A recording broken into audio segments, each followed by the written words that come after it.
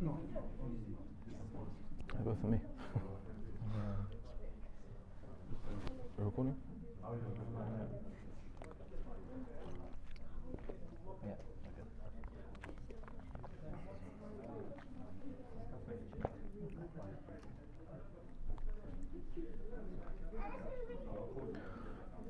بسم الله الرحمن الرحيم الحمد لله رب العالمين والصلاة والسلام على سيدنا محمد وعلى آله وصحبه أجمعين.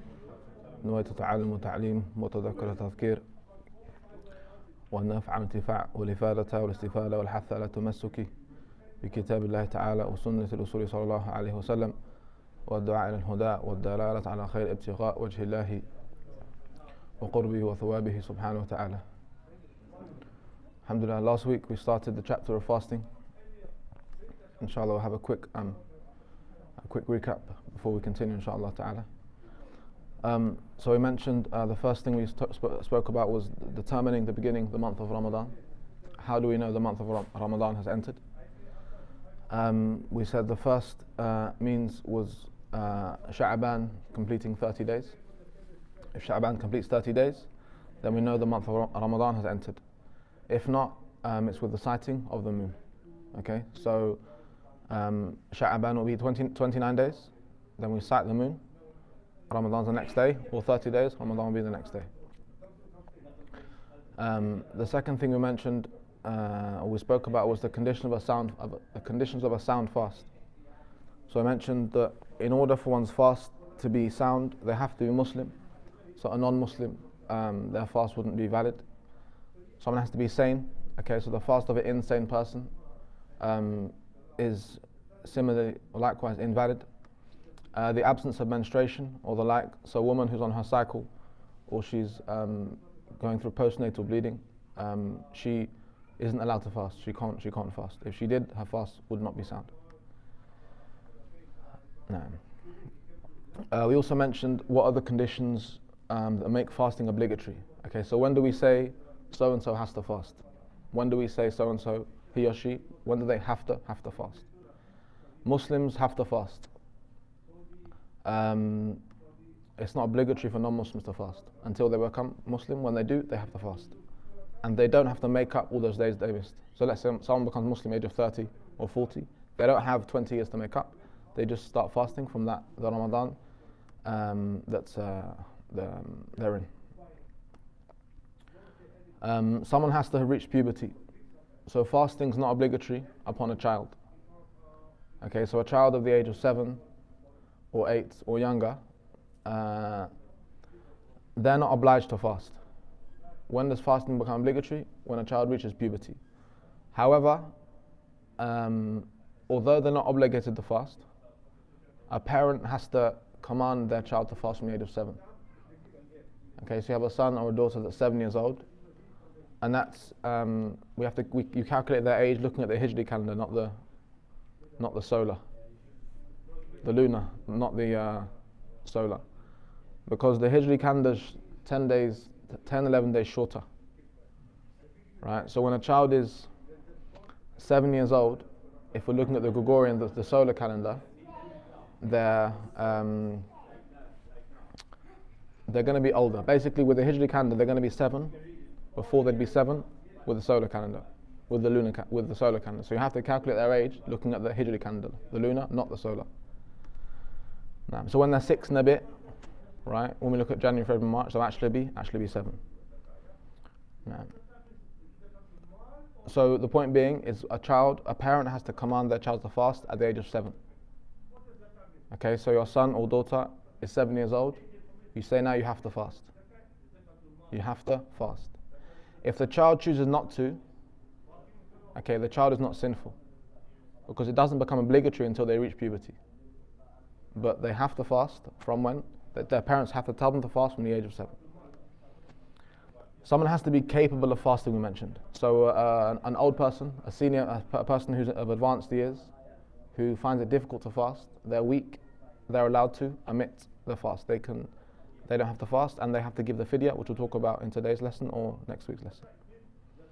Health, similarly, so someone's very unwell, right, severely unwell, they're permitted not to fast. That's a brief recap of last week's lesson. And the last thing mentioned last week was residency. So travellers don't have to fast. Okay, so someone's travelling, we mentioned 50 miles or more, and they leave before Fajr. Okay, so the condition or the conditions for a traveller not fasting are they have to be travelling a long distance. What's a long distance? 50 miles or more. So they're going from London to Scotland, right? How many miles that is, I'm not sure, but it's definitely more than 50 miles. So they're going from London to Scotland, and they leave before Fajr. Okay, they're allowed to omit the fast. They don't have to fast that day. But we said, what was the condition we mentioned? They have You have to leave before Fajr, but they have to leave their city, if you like. It's not leaving their home. So with London, it means they have to go past the M25. That's what we'd say is outside London. So someone's travelling to Scotland, they have to have traversed past the M25 before Fajr comes in order not to fast that day. Okay, so if they left home at 9 a.m. for example, and they're travelling to Scotland, they would have to fast. Why? Because they didn't leave before Fajr. Yeah. That was a brief recap of last week's lesson. Any questions? Just raise your hands, inshallah. Or just raise your voice. Yeah. So this week we're going to look at the integrals of fasting. Okay, so in prayer we said an integral is you have to make the intention when you're praying. Before you pray Dhuhr, I intend to pray the obligatory prayer of Dhuhr in congregation.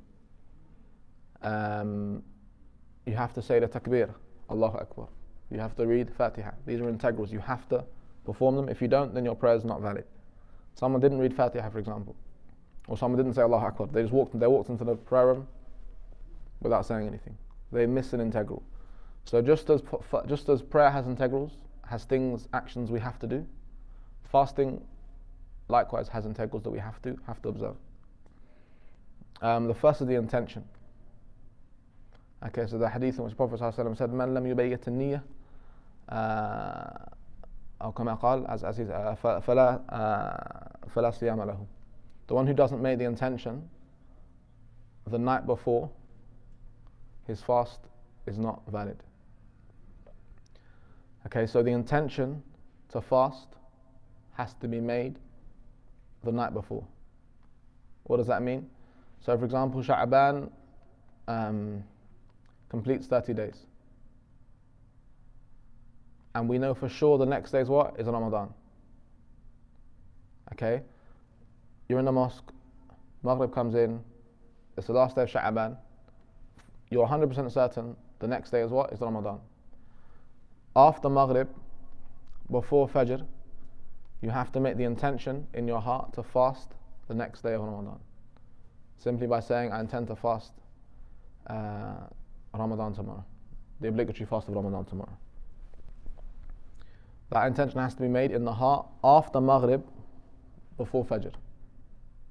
Right? Every day for the fast that follows. So on the 3rd of Sha'ban, you make the intention when for the first. On the first for the second, and so on and so forth. Right? The Shafi'i saw each day as an individual act of worship, fasting every single day. Which means you have to make, with the Shafi'i school, you have to make the intention for every single day. The Malikis, it's slightly easier. They said that it suffices to make the intention at the beginning of the month for the whole month. So the Maliki school, if one wanted to, they could make the intention. So the 30th of Sha'ban, Maghrib's come in, they could make the intention then for the whole month, and with the Malikis that would suffice. The Shafi'i said no, it has to be every single day. After Maghrib, before Fajr. After Maghrib and before Fajr. Yeah. So it would suffice to say, Nawaitu Sawm Ghadan an Adai Fard Ramadan. I intend to fast the obligatory fast of Ramadan tomorrow. Yeah.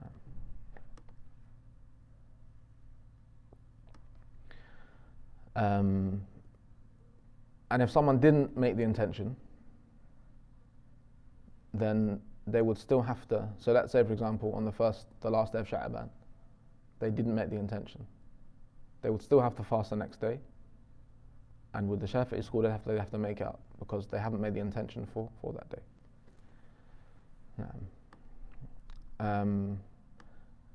If whilst having suhoor, right, one has in their heart that I'm eating to give myself strength for the next day, like that would be enough. They're having suhoor and they're conscious that that food's going to give them energy for the next day of fasting. That would suffice as an intention. And the more precautionary thing to do, of course, is to intend with the Maliki school to fast the whole month, and then fast and then intend every day.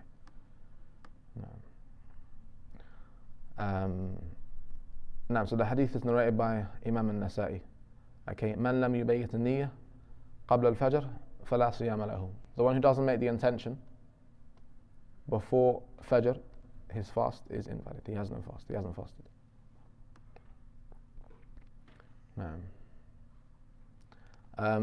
There's a hadith narrated by Bayhaqi, Imam al-Bayhaqi, in which so making the intention the night before is obligatory with a fast that's obligatory. Okay, so in Ramadan, it's an obligatory fast, right? You have to fast Ramadan, which means you have to make the intention before Fajr. But for a fast that's recommended, it's okay to make the intention after Fajr. So for example, someone wants to fast the 6 days of Shawwal, and they wake up after Fajr, provided they don't eat or drink, they could intend in the morning, right before Dhuhr. And the proof of that is a hadith narrated by Imam al-Bayhaqi, in which one day the Prophet ﷺ came into Aisha's home and said, "Do you have any food?" He came into Aisha's home, radiallahu anha, and he said, "Sallallahu, do you have any food?" She said, "There's no food." He said, "In that case, I'm fasting." On another day, he came in Sallallahu and said, "Have you got any food?" She said, "Yes." He said, "In that case, I am fasting. I'm not fasting." No.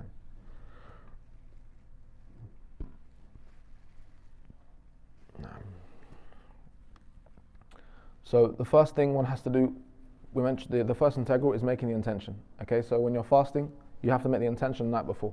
That's the first obligation. The second is abstaining from anything that nullifies the fast. Okay, so eating, drinking, relations with one's spouse.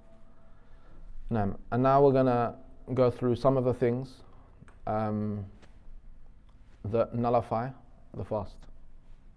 Okay, so the second integral we said is what is abstaining from anything that nullifies the fast.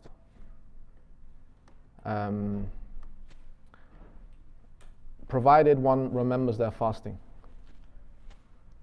Right, so sometimes it happens, you might forget you're fasting, and you have a quick sip of water, or you eat something.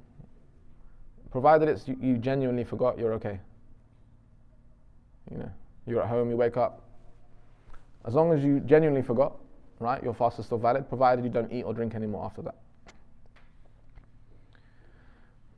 So eating and drinking, of course, nullifies one's fast, right? Major sin to eat or drink, on purpose, in the daytime during Ramadan. Suppositories, so anything entering into a woman, the vagina, or for both sexes, the anal passage, right? Anything enters into one's body from either passage would nullify the fast.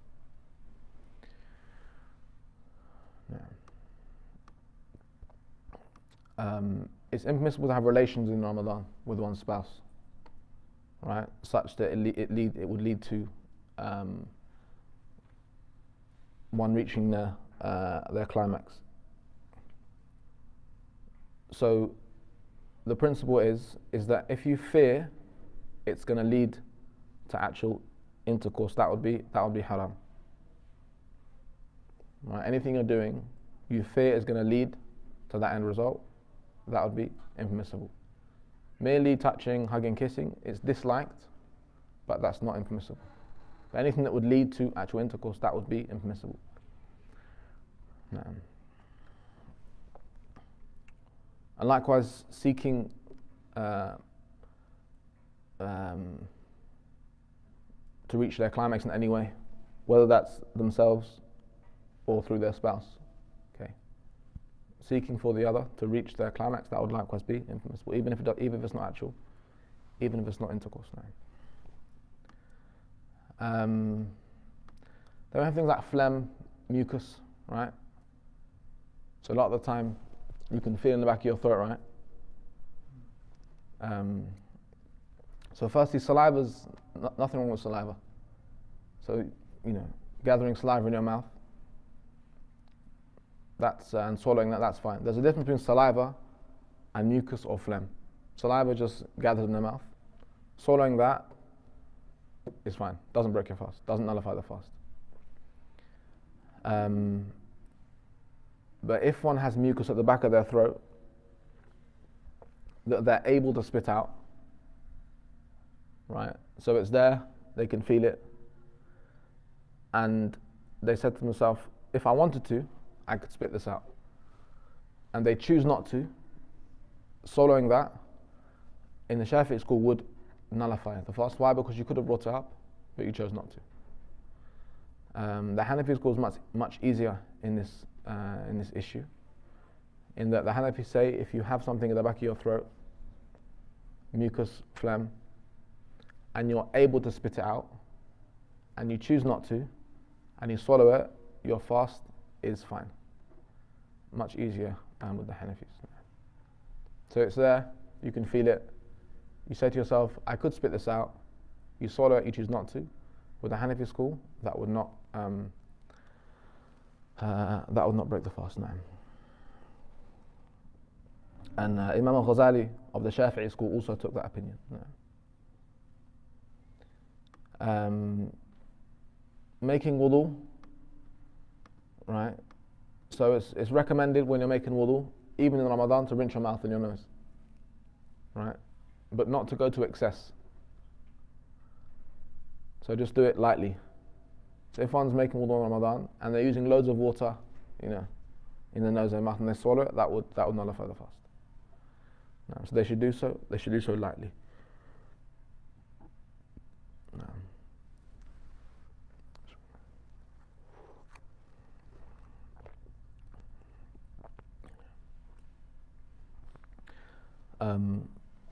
Saliva that's been qualitatively changed. Right, so let's say someone brushes their teeth before Fajr, or just during the day. They brush their teeth, but they don't rinse their mouth out enough, such if they spat out, the saliva would be qualitatively changed. You could see the toothpaste in the saliva. Right? When someone spats out, there's toothpaste in that saliva. Swallowing that saliva would nullify the fast. Brushing your teeth doesn't, right? Because having the mere taste of something in your mouth doesn't break the fast.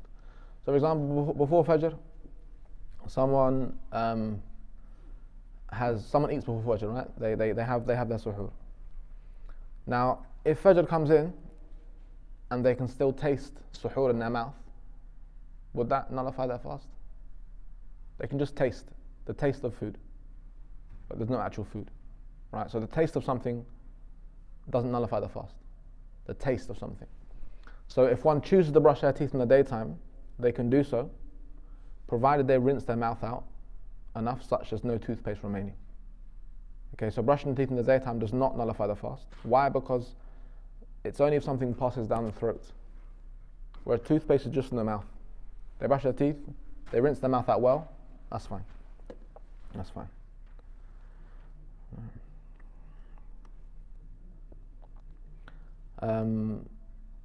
Injections. So there's a different opinion when it comes to injections. So you have intramuscular injections and intravenous. Intramuscular goes into the muscle, intravenous into the veins. There's a big difference of opinion. Some scholars say both nullify the fast. Some scholars say neither. So injections should be avoided if one's able to avoid them. But if one had to have one, for example, then there would be an opinion that that would not nullify the fast. Now, asthma pumps. So, what's in asthma pumps? Liquid, right? So, inhaling that and it going down one's throat would mean something's entered into the body cavity. However, because of the need, of course, you couldn't say to the asthmatic person, sorry, it's Ramadan. You can't, So they're permitted to use it, right? If they need to use it, they use the asthma pump. They can't eat and drink, right? And then they give the fidya. The fidya is, we'll speak about another lesson, but basically if someone has an illness they're not expected to recover from, they don't expect to recover from, they don't have to fast, but they have to give fidya. So asthma is one of them, basically. So they can use the asthma pump, they can't eat and drink, and they give the fidya for every day they had to use it. No. So things which don't nullify the fast, we said eating out of forgetfulness, okay, small food particles, right? So provided one's done what they can, they've taken the necessary measures to wash their mouth out. So they have suhoor, right? They brush their teeth, they rinse their mouth out, and they can still feel like tiny little particles in their mouth, like between their teeth. So they have suhoor, they brush their teeth, right?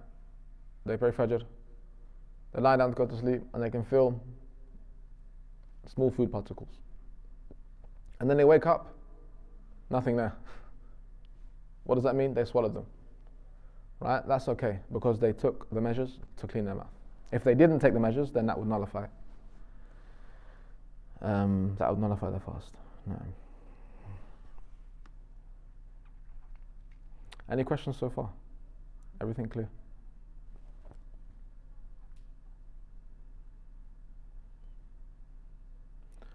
No. No. Any questions? Okay, so the eyes and the ears. The eyes and the ears. There's a difference of opinion. So modern doctors will say that the eyes are an open passage, right? And the ears are a closed one.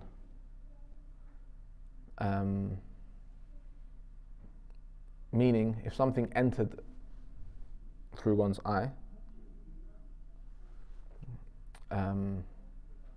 some scholars will say that would nullify the fast. However, the Shafi'i said it didn't, because there's a hadith in which the Prophet ﷺ, he used kuhl, right? So when you use kuhl, sometimes it can, if you like spit out, you'll see the black trace from the kuhl. And so because of that, the Shafi'i said that using kuhl or light would not break the fast, and they actually went with the opinion that the eye was a closed passage.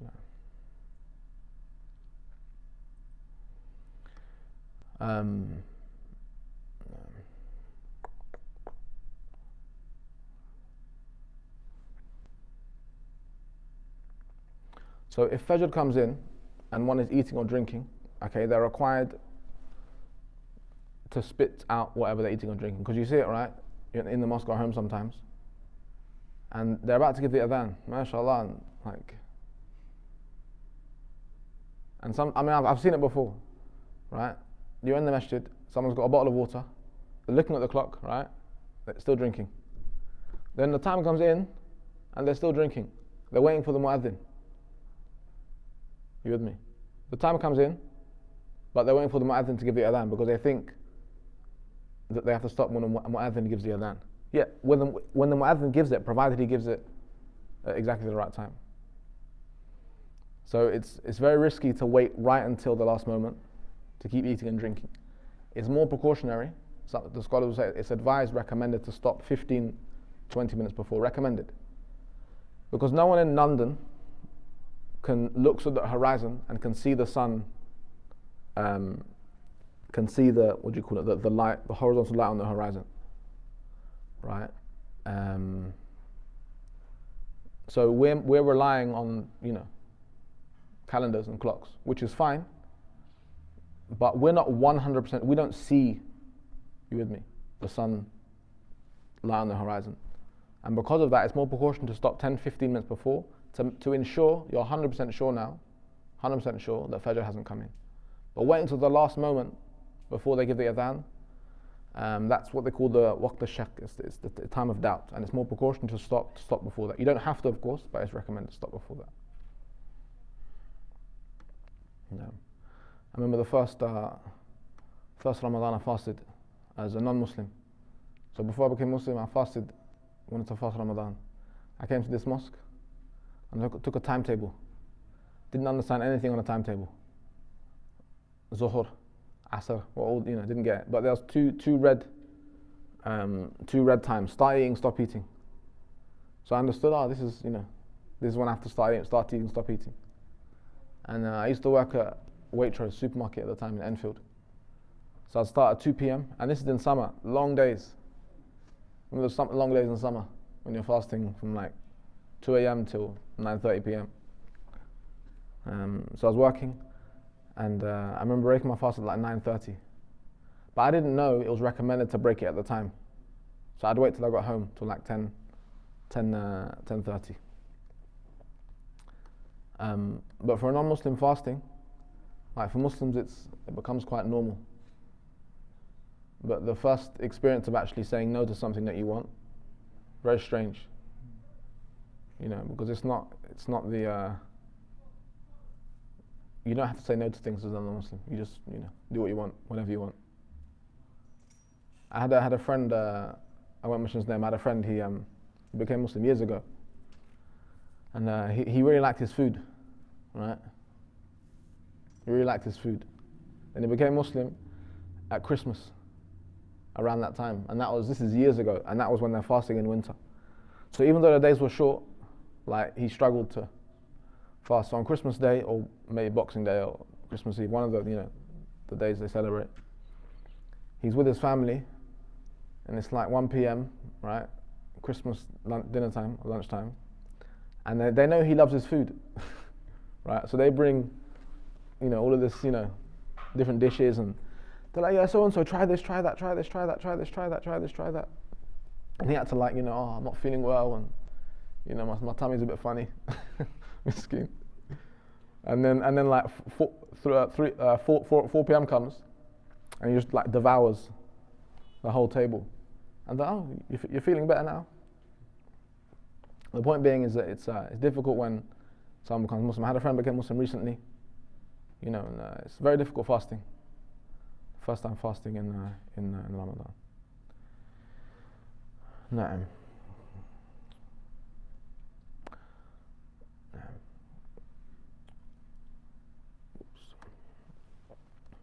Any questions about fasting? What breaks the fast, what doesn't? Any questions? Let's say you start eating and then has come food, do you have to stop or do you have to finish what you have? No, spit out. Is ijma'an, right, by consensus. There's no khilaf that eating after the adhan, eating after the fajr comes in breaks your fast. I've heard people saying, finish your plate. Where'd you get that from? Where'd they get that from? Finish your plate. Fajr comes in, khalas, stop eating. There's no khilaf that ijma'an, if you eat after fajr comes in, your fast is invalid. Don't know where they get stuff from. Right. So we mentioned husband and wife, right, seeking pleasure from each other. If one reaches their climax, then that nullifies the fast. A wet dream doesn't. Okay. A wet dream, although it's reaching a climax, because it's it was involuntary, that's fine. So you wake up, you had a wet dream, that doesn't break your fast because it was not, you didn't do it on purpose. But if one wanted to, i.e. they sought pleasure from themselves, that would nullify the fast. No. Sleeping the whole day, what do you reckon? Sleeping the whole day? Oh yeah, that course you miss prayer, but does it break the fast? Sleeping the whole day? Does it like? Can you do that? And your fast is sound?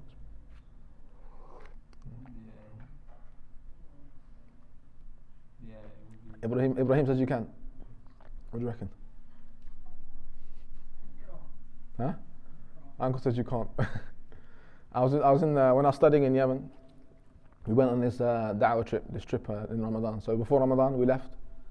Went for 2.5 weeks to this to visit this local, well, not local, 3 or 4 hours drive. It was a small town, and we're there teaching and giving talks and stuff. And the young kids, mashallah, they will stay up all night, no exaggeration, from Maghrib, little kids like 8, 7, 8, from Maghrib all the way to Fajr. They would eat, pray Fajr, go to sleep. When would they wake up? After Maghrib. They wake up after Maghrib the next. If one did that, they'd miss prayer, of course. That would be, but you can fall asleep the whole day, basically. If you slept the whole day, your fast would be sound. Now, although you would have missed prayer, which is obviously problematic. Unconsciousness is slightly different. So being unconscious is slightly different because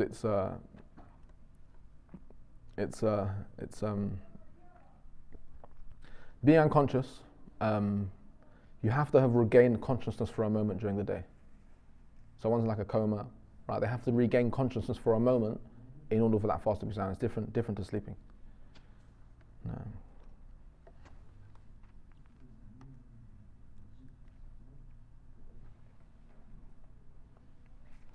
No. Any more questions? Having blood taken from one's body doesn't nullify the fast. So blood being, that's fine. If one needed to have that taken from their body. So the question about Fajr, right? If Fajr comes in and you're eating or drinking, you're required to spit out whatever's in your mouth. If you accidentally swallow something after that, you'd be okay. You with me? So Fajr comes in, or you're drinking something, right? And you hear the mu'adhin. You start coughing, right? You start coughing, you spit out what's there, but then accidentally you swallow something. That's okay, because you've taken the means to remove that. You with me? But if it's on purpose and you continue, that breaks the fast. But Fajr comes in, you're eating or drinking, you try and spit it out, and you accidentally swallow something, your fast is still sound, because you didn't do it on purpose. No. Any more questions about what breaks the fast? What you can and can't do?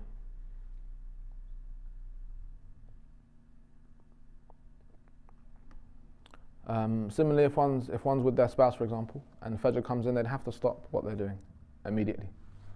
If they're with their spouse, no.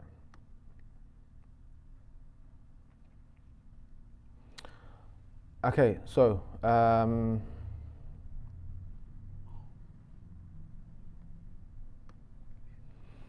if one has to make up the fast, right? Sometimes for example, someone's traveling, or a woman's on her cycle, right? So a woman's on her cycle, she doesn't fast. After Ramadan, all she has to do is make up the fast. That's it. The traveller who chooses not to fast, after Ramadan, all you have to do is make up the fast, right? But sometimes you have to do more than that, okay? Can she fast the 6 days of Shawwal, or does she have to make it up if the fast she's missed and then make the 6 days? Good question. So with fasting, you can actually join the intentions. So if a sister wanted to, or a brother that was traveling or unwell, you can make up Ramadan and you can fast a sunnah fast at the same time. So basically making the intention. So for example, it's the third day of Shawwal, or today, and one had Ramadan to make up, one had a fard fast to make up, and they also wanted to fast tomorrow for the Sunnah of Shawwal, for example. They can do both. They make the intention the night before, I intend to fast tomorrow, making up Ramadan and also fasting the recommended fast of Shawwal. And similarly throughout the year. So Mondays, Thursdays, if they have fard Ramadan to make up, they make up. They say, I'm going to fast fard Ramadan, make up Ramadan, and also the 6 days of Shawwal, or the Monday, Thursday, or the three white days. No. So we mentioned husband and wife coming together, right, actual intercourse, so that the full head of the man's private area, right? If he does that, if they do that, they have to expiate, basically make up for that wrongdoing. Okay, make up for that wrongdoing. So if one just eats and drinks during the day in Ramadan, major sin, all they do is make up one day after Ramadan, right? But if a husband and wife come together, there's something called what we call the major expiation, right? In which the man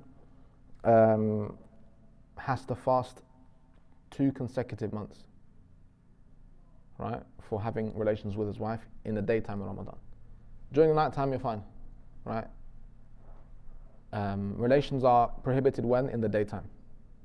In the night time, it's just like eating and drinking, you're fine. But in the daytime, if they have relations, the man has to perform what we call the major expiation, in which he fasts 2 consecutive months.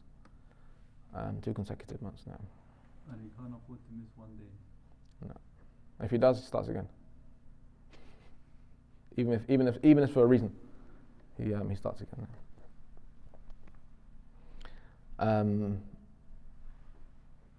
Provided, of course, when they had relations, he remembered he was fasting.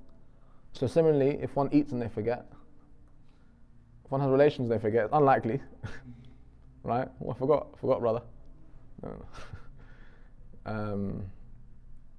And also they weren't traveling, right? If they were traveling and had relations, then they can do that because they're not fasting. If they already broke their fast during the day, like they ate or drank, for example, and then they had relations, they wouldn't have to perform the major expiation. But they would have to break their sins. They break their fast with the water all the time. What do you mean? So before they have their relations, they'll have to break their fast with that day or. Well, it's a loophole, right? Okay. It's a loophole. So if, for example, let's say someone ate Ramadan daytime, they had a chicken burger on purpose, right? Then they had relations. They wouldn't have to perform the major expiation. But a'udhu billah, it's finding a loophole in the Sharia, so I don't have to. Are you with me? Cutting corners. Because if one knows the fiqh, they can dodge many things if they want to. But that's not. You want to cut corners with your Lord subhanahu wa ta'ala. No. So, but if for example it's nighttime and one's having relations, right? And they thought it was night. They thought nighttime was still. They thought Fajr had not come in. Having relations, they think it's still nighttime. They think Fajr hasn't come in, and they found out it did. They wouldn't have to, because that's an area of doubt. No. No.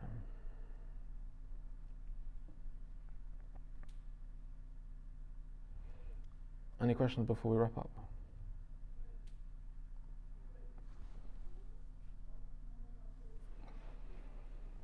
Okay, alhamdulillah.